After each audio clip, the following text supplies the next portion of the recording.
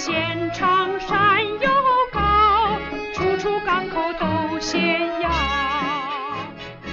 Hello and welcome back to Strait Talk with Xiangyu. I am back in Taiwan now, and you may have noticed that the poorly aligned foam pads on the wall behind me are now gone and have been replaced with these hexagon acoustic panels, and I was able to make the upgrade because of your support.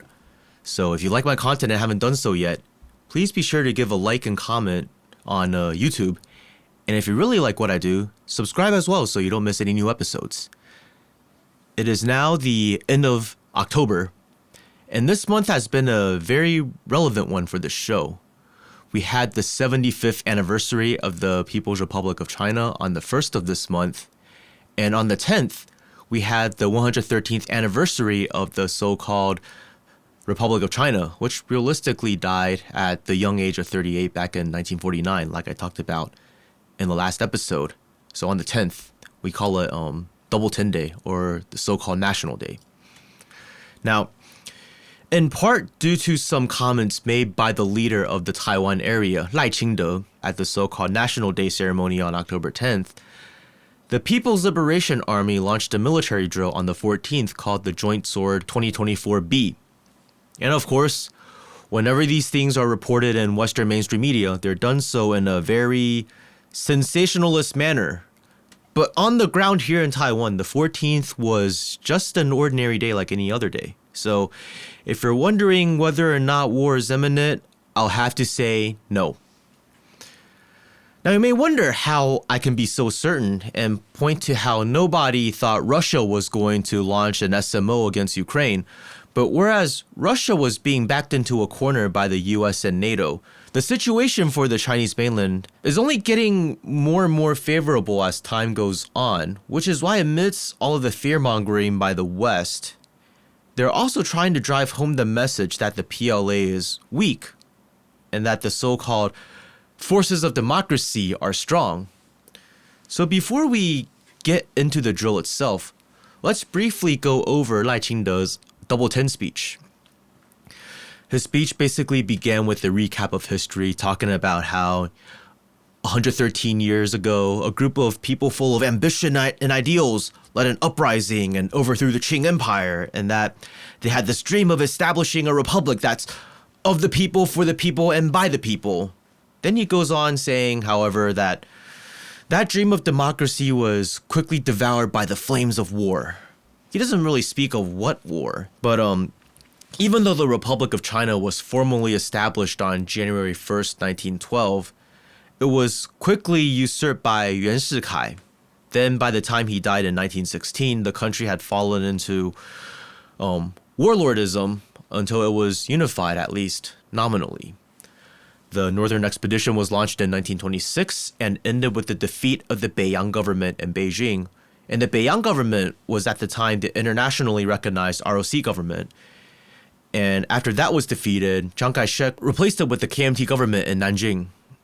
But in the middle of the Northern Expedition, Chiang Kai-shek launched his purge of the left wing within the KMT. And that began the Chinese Civil War, which would go on for 10 years up until 1937 before the KMT and CPC formed an alliance. But then, as we know, full-scale fighting between the two sides resumed in 1946, and the CPC declared the founding of the People's Republic of China on October 1st, 1949, after the KMT had been sufficiently defeated, and Chiang Kai-shek retreated to Taiwan in December of that year. Notice that none of this history happened in Taiwan. So it's kind of funny when they say that this is Taiwan's 113th birthday, when in 1911, Taiwan was still a Japanese colony. Like I said, Lai Ching-te went from identifying as a hardline Taiwan separatist to someone who, regardless of whether this is truly how he feels or if he's reluctantly putting on an act, has abandoned the blatant one China, one Taiwan position. Thing is, he's speaking as the so-called president of the so-called Republic of China, and the constitution of the so-called Republic of China is a one China constitution that defines China as the Republic of China rather than the People's Republic of China. But it nonetheless considers both the mainland and Taiwan to be regions within one country. So where's the problem? get into that very shortly. He continues his speech by talking about how the ideals of democracy weren't able to flourish during the era of authoritarianism in Taiwan. But then he talks about how Taiwan, Penghu, Kinmen, and Matsu were secured through the Battle of Guningtou in 1949 and the Battle of Kinmen in 1958. And thus the so-called Republic of China was secured and thrives to this day. So over here, he doesn't name the KMT, but he's giving the KMT credit for securing the Taiwan area. But the hardline separatist position about this is that the KMT is a foreign occupying government from a separate country called China that has nothing to do with Taiwan. So we see some of the contradiction going on over here. Then he goes on to say that we'll never forget the Kaohsiung incident in 1979, which is seen as a turning point in the opposition movement against the KMT, which eventually birthed the Democratic Progressive Party that Lai Ching-te is a member of, and pressured Jiang Jingguo to end martial law and begin democratic reforms. Lai Ching-te follows up by mentioning the pro-democracy movement and that finally, in Taiwan, the dreams of the group of people who overthrew the Qing dynasty 113 years ago have finally been realized in Taiwan. All of this stuff did happen, but their significance might be interpreted differently depending on who you ask. He goes on to speak of some notable accomplishments of the people in Taiwan. He talks about how the so-called Republic of China has long established its roots in Taiwan, Penghu, Jinmen, and Matsu. Now here is where the controversial statement was made, because after he talked about the so-called ROC establishing roots in the Taiwan area, he immediately states that the so-called Republic of China is not a part of the People's Republic of China, nor is the PRC a part of the ROC. If you watched the last episode, then you'll know how this is just posturing to appear tough on the mainland, both to the people in Taiwan and on global media, intended to provoke Beijing while simultaneously not completely crossing a red line, because he said the People's Republic of China and the so-called Republic of China aren't subordinate to one another, instead of saying Taiwan is not a part of China. A lot of people think Taiwan is a common name for the so-called ROC and that China is a common name for the PRC. But Taiwan is nothing but the name of this island. And the matter of fact is the laws of the so-called ROC have never been revised to remove the mainland from its territory, even if those territories are no longer under the effective administration of this government. For more on this, you can check out my previous episode called Soul Binding and the ROC. In short, no one has argued that the so-called ROC is a part of the PRC or that the PRC is a part of the so-called ROC, because the PRC considers itself to have succeeded the ROC, and what calls itself the ROC today is just a renegade administration that governs PRC territory, or like a small part of PRC territory.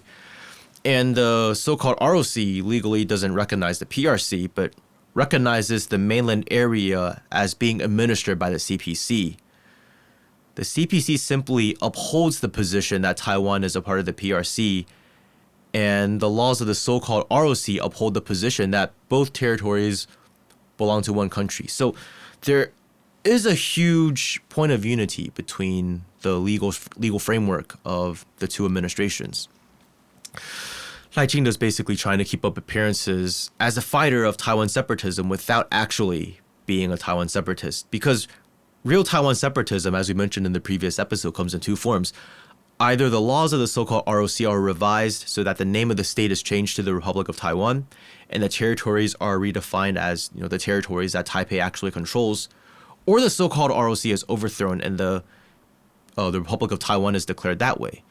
So to justify no longer pursuing the replacement of the so-called ROC with a Republic of Taiwan, or reconstituting it as such, and to justify his deviation from the separatist position that the so-called ROC is a foreign occupying regime, he's framing ROC history as a history of pursuing democracy that was finally realized in Taiwan after failing on the mainland and after Taiwan's difficult 4 decades under the KMT's martial law. So he's rejecting Chiang Kai-shek and Jiang Jingguo's authoritarianism, but celebrating their anti-communism especially celebrating Jiang Jingguo's economic policies that built up Taiwan into a strong economy. So he's at most reflecting a two-China position where the People's Republic of China is portrayed as China without Taiwan and the so-called Republic of China is China without the mainland, leaving us with just the Taiwan area. But until Lai Ching-te goes through the legal process of redefining the so-called ROC's territory as only Taiwan, Penghu, Kinmen, and Matsu, it's just talk. And like I said in my previous episode, a rules-based order is based on written laws that are passed through legal procedures, not things that people just say without accountability. So if this is nothing but rhetoric, why did the mainland need to launch a drill? Well, a huge part of why Taiwan separatism remains rhetoric and is for all intents and purposes dead as a movement and has been reduced to a rallying cry for the DPP is because Taiwan separatists don't have the balls to go through with it. And they don't have the balls to go through with it because they know moves towards a formal declaration of independence means war, and because the US won't let them. But there's a constituency of people in Taiwan who have been led to falsely believe that the US and maybe even Japan will come and fight on the side of Taiwan should a cross-strait war break out, even though there's nothing further than the truth. So these military drills serve as a sort of reality check for the people. And another reason why a military drill was launched this time was because Lai Ching-te keeps reiterating verbally to a domestic audience and an international audience, for that matter, that the two sides of the Taiwan Strait are two countries. Now, his predecessor, Tsai Ing-wen, did make a similar statement during one of the Double 10 speeches, but she didn't make it a habit, and she kept the lines a bit more blurred than Lai. So Lai is now being accused of pursuing a new two-states position. So here's a refresher. Back in the 1990s, when Tsai Ing-wen was an advisor on the so-called National Security Council back during Li Denghui's leadership, it was then that she came up with what is known as the two-state theory, according to which the two sides of the strait are two countries and that cross-strait relations are special state-to-state relations. Now, this was never codified into law, and when the U.S. confronted Li for announcing this provocative stance, he immediately backpedaled and was all like, oh, special state-to-state relations means we're one China and that the two sides have different interpretations. I definitely don't mean that the two sides are two countries. And then after Li Denghui was kicked out of the party, the KMT rejected this position for good. Now, since the end of martial law, with the passage of the additional articles to the Constitution and the Cross-Strait Act, the two sides of the strait are officially considered by Taipei to be two administrative regions in one country that's governed by two political entities in the story. Now, I'm going to drop another truth bomb right now that might confuse you. The U.S. does not support Taiwan separatism. I repeat, the U.S. does not support Taiwan separatism. Imagine Uncle Sam as Michael Vick, and picture Michael Vick having a bunch of vicious dogs held on a leash. In the past, the U.S. would loosen its grip on the leash and let the dogs charge towards the KMT to pressure the KMT into being more compliant with U.S. designs for the region. And then it would tighten the leash again. Now, Taiwan separatism has, for the most part, been tamed. It's been castrated, and it isn't really a serious movement anymore.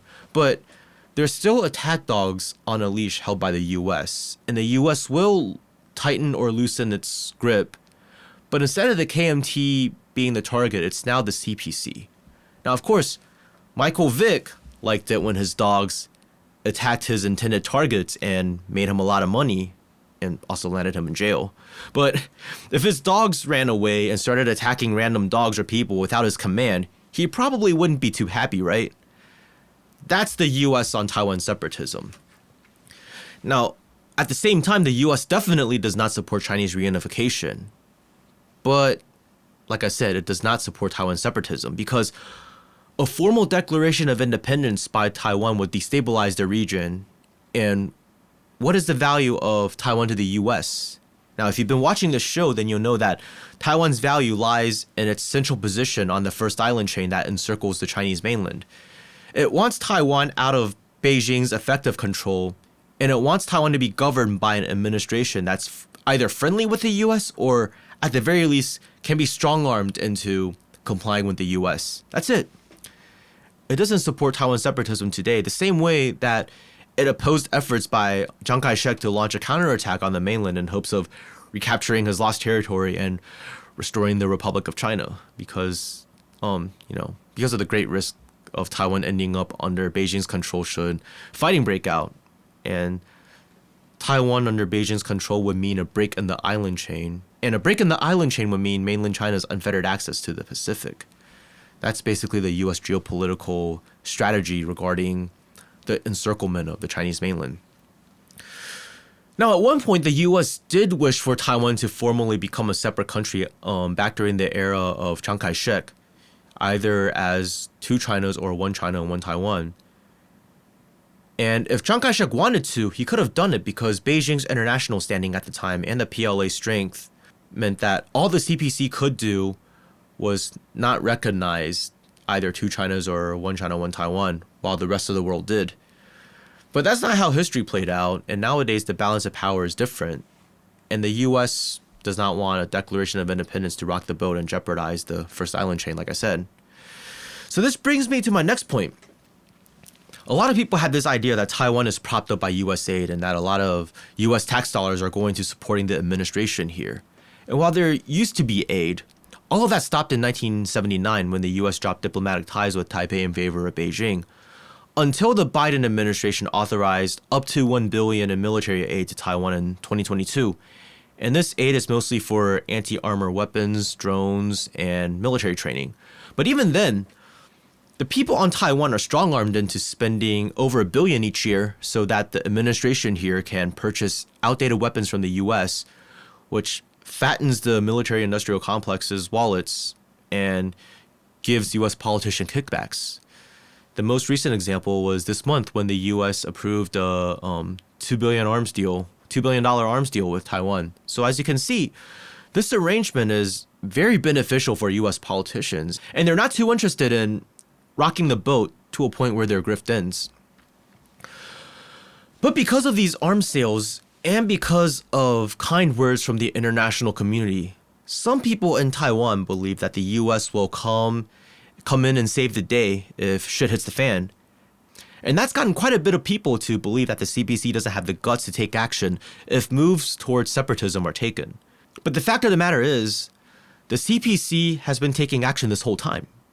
So it's not the case of the CPC doing nothing and winning, as some people like to frame it, but rather moving in a calculating manner to uphold Chinese sovereignty while at the same time not provoking a conflict, increasing its capabilities and putting itself into a more favorable position. So it goes without saying that the key to reunification is bankrupting public trust in the US, which would force even the DPP to negotiate with the CPC. And the precondition for negotiating with the CPC is to accept the 1992 consensus, which is, for now, something that the DPP is unwilling to do. But the 1992 consensus was the basis for the relatively stable and positive cross-strait relations that we had between 2008 and 2016. So this drill was a follow-up to the Joint Sword 2024A that happened in May in response to similar statements from Lai Ching-te during his inauguration speech. And it can be said that Joint Sword 2024A was a follow-up to the military drill that happened in response to Nancy Pelosi's visit to Taiwan back in 2022. These drills are designed to demonstrate the PLA's capabilities of blockading the island because, God forbid, should the administration here decide to stir the pot to the point of no return and the issue of reunification has to be settled militarily, the strategy would be to destroy runways to paralyze Taipei's air force and enforce a blockade long enough for supplies to run out and for the people here to mount pressure on the administration here to enter negotiations. People often point out that the PLA isn't capable enough at conducting amphibious landings to overcome the obstacles on Taiwan's coasts. But given my understanding of the situation at hand, I think an amphibious landing would come only when Taipei's surrender is imminent. So what happened in this military drill and why is it significant? Let's look back to July when China and Russia launched a joint strategic aerial patrol around the Bering Sea. They were intercepted by US and Canadian fighters 200 miles away from US airspace. Regardless of whether or not the Chinese and Russian air forces intended on entering US airspace, such a response from the US and Canada is what proper defense looks like. The same could be said for the time when the US and South Korea carried out a joint military drill in the Yellow Sea. China responded by carrying out drills above and below the joint military drill that the US and South Korea were carrying out, and within 3 hours, the US and Korean air forces left the area. China's whole thing was, hey, if you Koreans want to carry out a drill, and if it were just yourself, that's fine because you're right next to the Yellow Sea. But we're not cool with Americans taking part. Now, of course, Western mainstream media won't talk about this much, but Western military experts certainly got the message. Taipei is unable to repel Beijing's forces. Otherwise, it would have done so like China did to the US and South Korea in the Yellow Sea, or what the US and Canada did to China and Russia in Alaska. Taipei's military response can really be said to be photo ops for the media.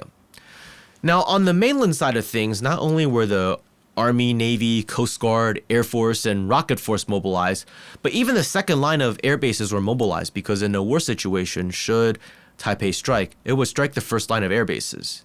And for the first time, the Coast Guard came all the way to Taiwan with formations around northern Taiwan, central Taiwan, southern Taiwan, and eastern Taiwan. Whereas in Joint Sword 2024A back in May, the mainland's Coast Guard only went as far as Dongyin and Wuqiu, two small islands under Taipei's control but are on the mainland side of the strait. So this was for all intents and purposes a full rehearsal and a demonstration of capability. And this time the encirclement was more closed in than the last two times. The Coast Guard and Navy worked closely with one another and, like I just said, surrounded the entire island. And they were concentrated around Kaohsiung, Taipei, Hualien, Taidong, Taichung. So all of the big ports. And of course, the use of the Coast Guard in these drills is very symbolic and is a reiteration of Beijing's position that Taiwan is a renegade province of the PRC. And many of these Coast Guard vessels are in fact modified or repurposed Navy vessels. In an actual war scenario, the Coast Guard would once again be the main force that would enforce the blockade and deal with the so-called ROC Navy, while the PRC Navy would deal with foreign navies while also providing backup for the Coast Guard. Most of the ships were concentrated around Kaohsiung because nearly 60% of all of Taiwan's import and export activities go through there. And there's also the factor that there is a natural gas terminal there as well as a naval base. So a blockade there means a blockade on trade, energy, and military. Now, what's different between the Joint Sword drills and the Nancy Pelosi drill is that these two joint sword drills were done in response to the words said by the incumbent leader, namely his comment about the PRC and the so-called ROC not being mutually subordinate, in Chinese 互不隶属. Whereas before Lai, a drill of such caliber only happened that one time when Nancy Pelosi visited, and that was during Tsai Ing-wen's leadership. And it was more of a message to Nancy Pelosi and the Biden administration than it was to Tsai Ing-wen and hers. You had the argument that preparations were underway well before Lai made those statements, so the drill would have happened anyways. But I think this is a pretty simple-minded understanding of the situation. So what I think is a more accurate portrayal of these events is that preparations were underway because the CPC recognized the possibility of Lai making such statements. And by being prepared, the CPC had the option to launch the drill at its convenience if deemed appropriate. So what remains to be seen is whether or not Lai will continue to talk about the two sides as two countries that are not subordinate to one another. If he continues to do so, then we can expect these sorts of military drills to happen multiple times a year. Once in January following his New Year address, once in October following his Double 10 speech, and maybe once in May if he decides to give a speech on the anniversary of his inauguration. Now, the U.S. official policy on paper is opposition to either side of the Taiwan Strait unilaterally changing the status quo. So If the PLA carried out these sorts of drills for no reason, then the US is justified, at least by its own legislation, to intervene in some way, shape, or form. But when these drills are done in response either to Pelosi's visit or because of Lai Ching-de's provocative statements that at the very least hint at a unilateral change to the status quo by Taipei, then there isn't much justification for the US or any other foreign power to intervene, especially when all of the major countries in the world, in addition to the UN, recognize the PRC as the sole legitimate government of China and acknowledge the Taiwan question as China's internal affair. And the 12 countries that have diplomatic ties with Taipei instead of Beijing are not exactly in a position to do much about anything in, quite frankly, any country. So another key element to the drills is to figure out how to carry out a blockade should a war break out and not give justification to the US or any other foreign country to intervene. So that would mean figuring out how to maintain a blockade without impacting ships going to and from other countries around the region like, Japan, Korea, Southeast Asia, Russia, etc. I think the order of preference for Beijing is peaceful reunification through negotiations at an opportune time, followed by a naval blockade in the event of a war, followed by more high-stakes military interventions. So, why do I think this? At this point, it is objectively very easy for the PLA to reunify China forcefully, but doing so will come at a very high political cost. We saw from the previous episode that a lot of the issues with Taiwan after World War II was the mishandling of delicate matters in Taiwan by the KMT, which was a government made up of majority mainlanders ruling over a majority Taiwanese population that had just been colonized by Japan for half a century. And these people on Taiwan had a regional identity that was different from many of the high-level officials from various parts of the mainland. And this was exacerbated when, what started out as a scuffle between a tobacco enforcement team officer and an unauthorized cigarette vendor exploded into a province-wide upheaval that ended with military suppression back in 1947. And even to this day, this event, the 228 incident, is used by political opportunists to sow divisions on this island for political gain. And I think the CPC observed all of this and wanted to avoid these sorts of problems when getting back formerly colonized or separated territories. So that's why in Hong Kong today, even though they require government officials to be loyal to the PRC, the SAR government there is comprised entirely of Hong Kongers. And keep in mind, one country, two systems was originally designed by Deng Xiaoping for Taiwan, but it so happened that Hong Kong was returned before Cross-Strait reunification. So the one country, two systems arrangement was adapted for Hong Kong and later Macau before it was ever applied to Taiwan. Now, if for some reason Beijing decides that all bets are off for peaceful reunification, then a blockade is the best option as far as military options go, because any fighting that would happen between military personnel and not civilians. Since we're not talking about PLA soldiers landing on Taiwan, carrying out urban warfare or missile strikes in cities that would undoubtedly harm civilians. And when there's an energy and food shortage, Taiwan society would be polarized. And while one side will actively push for retaliation, there will be another side that will only grow the longer the blockade lasts. And they'll call for surrender and negotiations.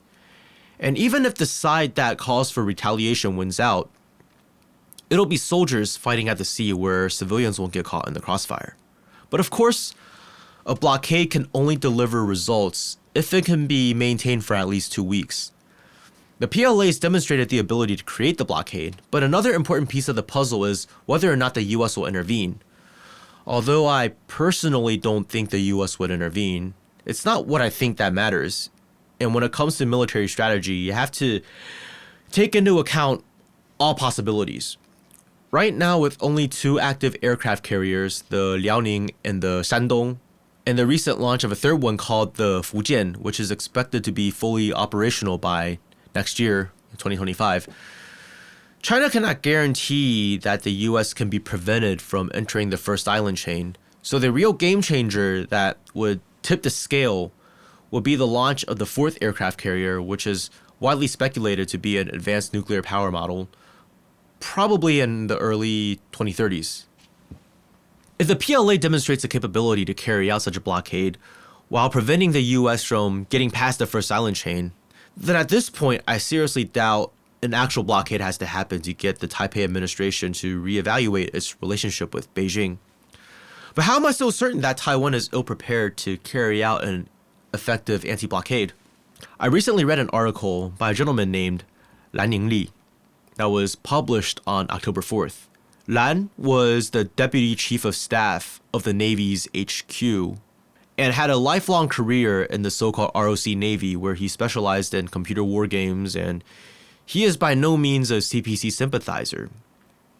In this article, he points out that the PLA is prepared to carry out a blockade on Taiwan at any time and reiterated that as an island, Taiwan's sea routes are its lifelines, and that if those lines are cut off, then it's only a matter of time before defeat. He wrote about how when the US had its military presence in Taiwan, counter-blockade strategies were a priority, and that one huge factor of Japan's defeat in World War II was severed sea routes. Now here's the kicker. Lan criticized the Tsai administration for adopting the resistance warfare strategy that the US designed for Ukraine and NATO, which places emphasis on land-based small unit combat like, room-to-room sniping, special ops, to hold back the PLA while waiting for US intervention. And US intervention isn't even guaranteed. But what's important for Taiwan in an event of a war is maritime security. I mean, if you're at the point where you're engaging in land combat in Taiwan, you've already lost. Now, this reminds me of that interview Tsai Ing-wen did with CNN when she told the interviewer that Taiwan would hold off the first wave of attacks from the mainland, and after the first wave, other countries throughout the world would mount pressure on the mainland. Yeah, a lot of people here in Taiwan know that that's bullshit. And I have a feeling that a lot of people who say they believe her know that deep down that it's not the case, especially after seeing how the US hung Ukraine out to dry. But anyways, Lan points out that this entire strategy ignores a very important reality, which is that Taiwan is an island, and that shore-based anti-ship missiles can't effectively deal with submarines that can directly strike strategic targets on Taiwan's coasts and waters, and that no foreign vessel was stupid enough to enter a blockade zone. And this lack of preparation isn't anything new, because all the way back in the year 2000, it was decided by Taiwan's Ministry of Defense that AG's equipped ships and P-3C maritime patrol aircraft are needed to counter a blockade. But because of budget restraints, we bought 4 Kidd-class destroyers instead. And Kidd-class destroyers are very outdated by today's standards. Now, Lan, the author of this article, wraps it up by talking about how the new island defense combat strategy fails to address the things that need to be addressed. And something else that's noteworthy is how the PLA had rockets aimed at Taiwan's anti-ship missiles, which is why the US is urging Taiwan to purchase submarines, because right now the so-called ROC Navy only has 4 submarines, and they're all extremely old and outdated, with the 5th one slated to be completed next year, which will be the first domestically produced submarine, and it's planned to be the first out of 8 to 10 domestically produced submarines. But these new submarines are only diesel-electric attack subs, and they aren't nuclear-powered, so they're not too advanced. I know it's often said that it's the people and not the equipment that determines who wins a war. But that's only up to a certain extent, because there are still objective factors to consider, like the ability to break the other side's formation. Not to mention, the 1-year draft was reintroduced this year to men born in 2005 and after. You know why? Because back when the draft was reduced to 4 months in 2013 for men born in 1994 and after, the idea was that 4 months would just be the most basic training so that they could be called to fight in an emergency situation, and that active duty servicemen would eventually be filled completely by people who voluntarily enlist. But they consistently fail to meet recruiting goals. Meanwhile, on the mainland, like I mentioned before, there's more people signing up to join the PLA than there are availabilities, so the number of people willing to fight for their respective administration is already unequal, even by percentage of population. And if I'm to be honest, What Beijing has in mind for Taiwan if peaceful reunification proves to be impossible is not exactly original, because for those who know Taiwan's history, Zheng Chenggong, more commonly known in the West as Koxinga, had a rump state in Taiwan that sought to restore the Ming Empire on the mainland, which had been taken over by the Qing. His rump state lasted from 1662 until 1683, when his grandson surrendered to the Qing Emperor Kangxi. And how did the Qing accomplish this? Well, they accomplished it with a naval blockade. Of course, back then, the blockade was nowhere near as comprehensive as it needs to be today because there were no foreign powers potentially intervening. And it was done by securing the Penghu Islands in the middle of the Taiwan Strait, closer to Taiwan, which allowed them to control the maritime routes and cut off supplies, reinforcements, and communications between the Zheng regime and its allies on the mainland. And by doing so, the Zheng resistance was neutralized, and this prevented further attempts to break the blockade. And this had the effect of demoralizing the Zheng forces on Taiwan. And Zheng Keshuang, the grandson and second successor of Zheng Chenggong, was forced to realize that his regime was unsustainable, and that ultimately led to a surrender. So it could be possible that part of a comprehensive blockade on Taiwan will once again involve the capture of Penghu. If the blockade were to turn into active combat, then the active combat would probably take place on Penghu, and maybe in Taipei if they do a landing in Taipei to carry out a decapitation strike. Now, what does all of this mean for the remainder of Lai's term, or possibly two terms? If he keeps on going with his statements about the so-called ROC and the PRC not being subordinate to one another and that the two sides are two countries, we can expect more drills with rising intensity. Of course, he's borrowed the corpse of the ROC and reanimated it with the soul of Taiwan separatism, but at the same time, Taiwan separatism has effectively been castrated by the corpse of the ROC, and its position right now at most is, a two-China one. If someone who says he's for reunification approaches a two-China position, then he's objectively moving away from reunification to a more separatist position. But if a known separatist abandons outright separatism and adopts a two-China position, then this is objectively a move towards the direction of reunification, even if he does not admit it, and even if he makes provocative statements. And as more military drills happen, and he or his successor feels more pressure, at some point the DPP will negotiate with the CPC, at least that's my belief. Even if that means it has to recognize the 1992 consensus, which is basically the consensus that the KMT and CPC reached in 1992, that China is one country and that the two sides will work towards reunification while leaving the definition of China blurred so that the KMT could tell the people on Taiwan internally that the two sides have different interpretations of what China is. And I don't think this is necessarily a bad thing, because the way things are here today in Taiwan, the DPP has successfully gotten many people in Taiwan to think of the KMT as a puppet of the CPC. So if the KMT were to enter negotiations with the mainland, the DPP could easily spin it as the KMT selling out the people of Taiwan to their communist masters. It's kind of like if JFK were to go to Beijing and meet Mao Zedong during the Cold War. Republicans would have easily smeared him as some sort of pinko commie. And it was in fact the staunchly anti-communist Richard Nixon who was able to pull it off with Mao back in 1972, which ultimately paved the way for Washington and Beijing to normalize relations, because who in the US political landscape at the time would call Richard Nixon a pinko commie? Nobody. Back when Ma Ying-jeou met with Xi Jinping in Singapore in 2015, which was the first time the sitting leaders of Taiwan and mainland China met in person, it was spun by pro-DPP media as him meeting his master. But if the DPP can recognize the 1992 consensus and enter negotiations with the mainland, all of a sudden, we have two sides entering negotiations without an opposition party framing them as anti-Taiwan running dogs of the CPC.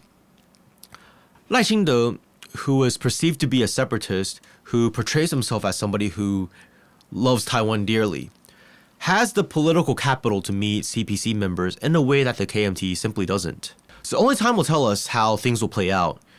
And more provocations may have to happen before what I outlined can happen. If it does, but we'll see. As far as the military side goes, there's little Taipei can do to reach a point where a blockade can be broken.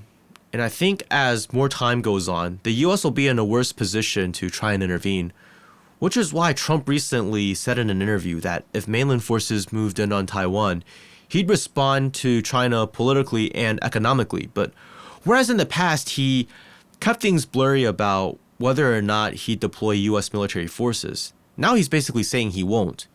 And of course, we don't know who the next US president is going to be.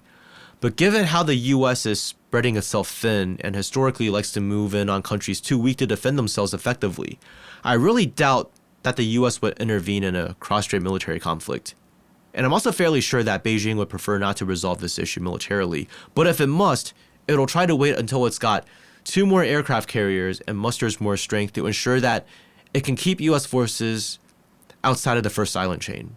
And this is all I have for today. So thank you very much once again for tuning in. And as always, if you got any feedback, comments, or ideas for the show, please feel free to email me at straighttalk@xiangyu.tw.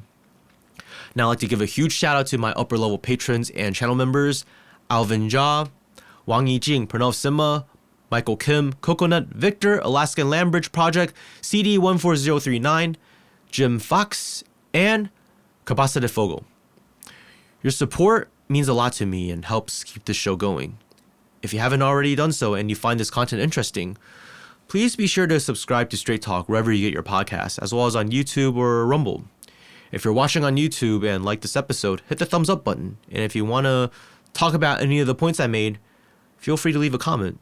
If you really like this show and want to help it grow, please consider becoming a patron on Patreon, becoming a member of this channel, or by making a one-time donation to any of the links down below in the show notes. Thanks again, and see you guys in the next episode. 还是人情浓如胶，大家心。